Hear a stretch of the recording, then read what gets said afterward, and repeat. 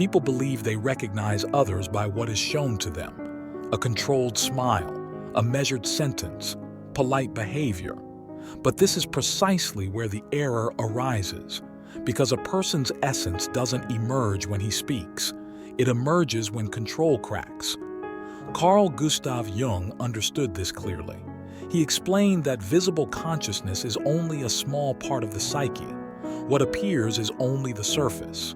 Beneath, invisible, there exists a deeper force that directs everything: decisions, reactions, failures, relationships. And if you learn to observe not what a person shows, but what he unwittingly lets slip away, you begin to notice what usually goes unnoticed, not out of superiority, but because you're looking from a different perspective. In this video, we will not talk about controlling others. We will talk about deep understanding of the inner mechanisms, 6 subtle signals, 6 invisible fractures, 6 silent traces that reveal what a person tries to keep hidden. Once you recognize them, you can no longer pretend you didn't see them. Society has accustomed us to stop at what is visible, to believe that what a person controls coincides with what is true. Carl Gustav Jung warned against this mistake. The social mask, the person, is indispensable, but it can become profoundly misleading. Each individual learns very early which parts to show and which to keep in the shadows. Kindness can function as a shield. Confidence can harden into armor. Silence can turn into evasion. Adaptation is often mistaken for truth. But adapting doesn't mean being authentic. It means learning to resist. Truth does not live in polished language. He lives in the cracks. And whoever has a deep gaze knows it. It does not focus on what is exposed, but on what cracks the image. Carl Gustav Jung claimed that nothing that is repressed truly remains silent. Sooner or later, he finds a way back. It resurfaces in involuntary gestures, in the tone that suddenly changes, in the smile that lingers longer than necessary. Cracks are not mistakes. These are unintended revelations. The body is less deceptive than words. A look can express more than a promise. A silence can say more than any elaborate explanation. Observe what happens when a conversation touches on a sensitive point. Posture changes. Breathing becomes less regular. Hands search for support. These are minimal reactions, yet they tell a whole story. Whoever stays on the surface lets them flow. Those who observe deeply recognize them. Those who truly know how to observe do not seek confirmation. Remains. Because the unconscious comes into play precisely when attention is lowered. And it is exactly there, in the moment when a person relaxes, believing he is safe, that the truth is beginning to emerge. And this is where many people get lost. They believe that truth only manifests itself in the obvious moments.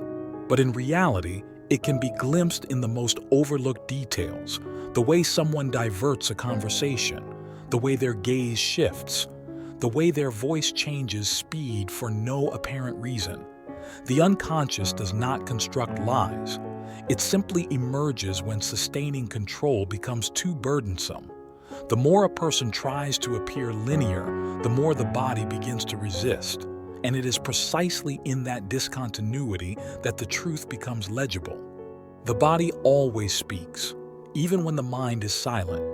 Jung said that the body is the spokespeaker of the unconscious, touching your face repeatedly, moving without reason, changing posture on sensitive issues. They are not coincidences. They are micro-leaks of truth. Words can be trained. Emotions, no. Whoever observes these signs does not judge. Listen.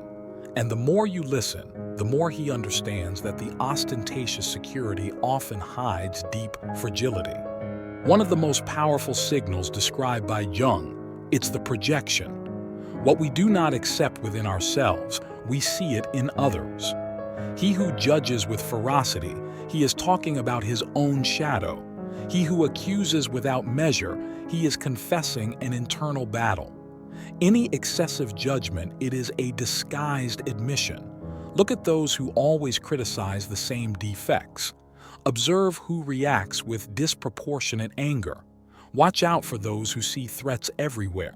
He's not reading the world, he is projecting himself. And here something crucial happens. If you react on impulse, you get trapped. If you observe, you become free. Because you understand that the other person is not talking about you. He's talking about his ghosts. The most dangerous thing about projection is that it always seems logical. Those who project believe they see clearly, but what they see is not the world. It is the reflection of what they cannot tolerate within themselves. Jung said that the shadow never stops working. It just changes its mask. When you don't recognize it in yourself, you encounter it everywhere in others.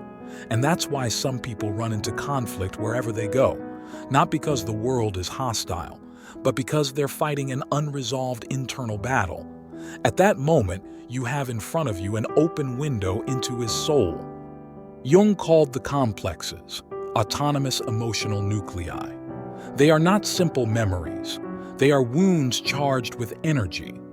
When a reaction is disproportionate, it is not the present that answers.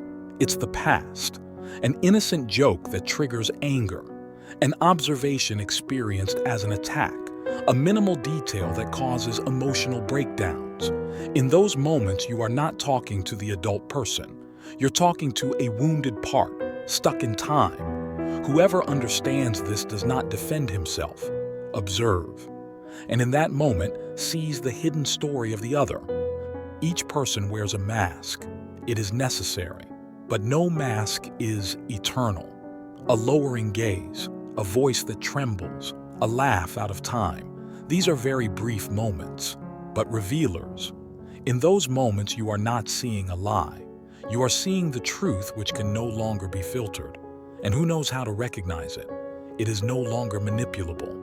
Silence is not empty. It is the deepest language of the unconscious. When a person suddenly falls silent, the body speaks for itself. The hands move. The gaze seeks escape. The breathing changes rhythm. Silence says, "There's something here I can't say." Who knows how to listen to it sees what others ignore. At this point, it is essential to clarify one thing. Reading these signs is not a way to control others. It helps you not to lie to yourself. When you begin to see these dynamics, you stop justifying what hurts you. You stop explaining the inexplicable. And above all, stop doubting your perceptions, because the body doesn't follow the lie. And when you learn to listen to it, you never go back to the blindness you were before. Reading people is not power over others. It is inner clarity. When you stop stopping at appearances, you become less manipulable, more lucid, freer, not to dominate, but not to be dominated. If these signals have resonated within you, don't ignore them. Subscribe to the Invisible Philosophy channel and leave a comment. What is the sign you have recognized in your life? Because understanding the other, it's always the first step. And perhaps this is where the most essential point lies. Because true power doesn't consist in unmasking others. It consists in not remaining blind to what is moving within us. When you begin to see clearly, you don't become suspicious. You become present. You no longer need confirmation. You no longer chase masks. You no longer seek explanations that will reassure you. You observe. And the body, even before words, always indicates the direction. If you stay present enough, calm enough, sincere enough, the truth should not be chased. It reveals itself. If something in this video resonated with you, don't ignore it. Write it in the comments, even in just a few words, not to explain it to you, but to bring it to light. Subscribe to the channel. We don't learn to read others here. Let us learn not to be guided by what remains unconscious.